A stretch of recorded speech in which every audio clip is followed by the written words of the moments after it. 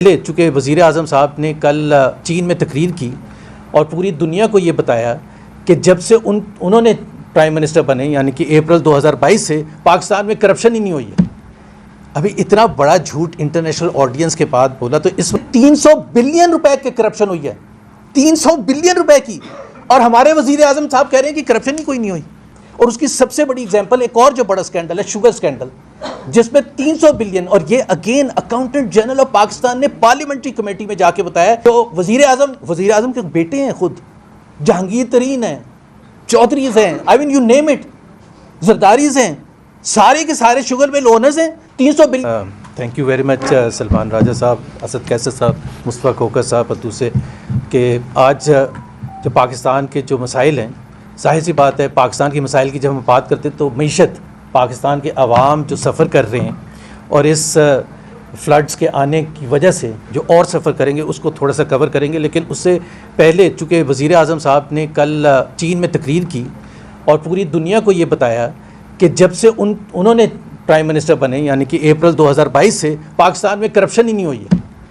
अभी इतना बड़ा झूठ इंटरनेशनल ऑडियंस के बाद बोला तो इस वजह से मैं दो सिर्फ वाक़यात बताऊंगा। ज़ाहिर है एक बहुत बड़ा तफसील है करप्शन की और वो इनके अपने सोर्सेस के बताऊंगा।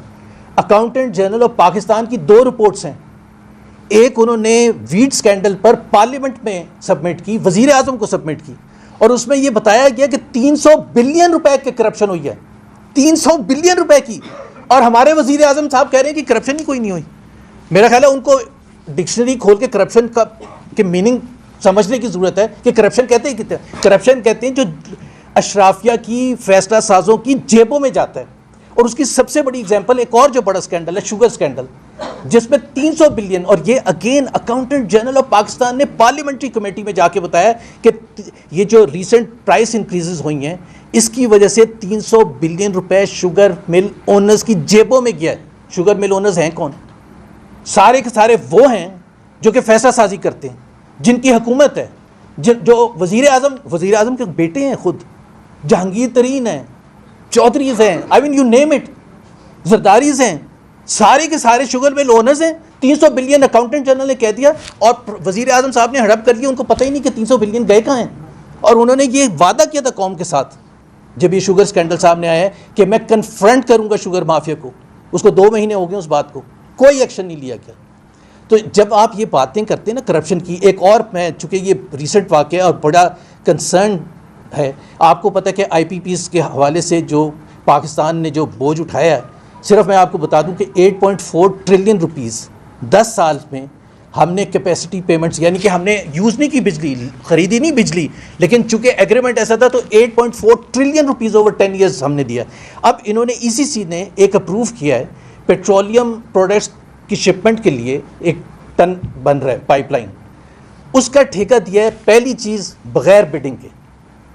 कौन सा असूल कहता है कि बग़ैर बिडिंग के होना चाहिए?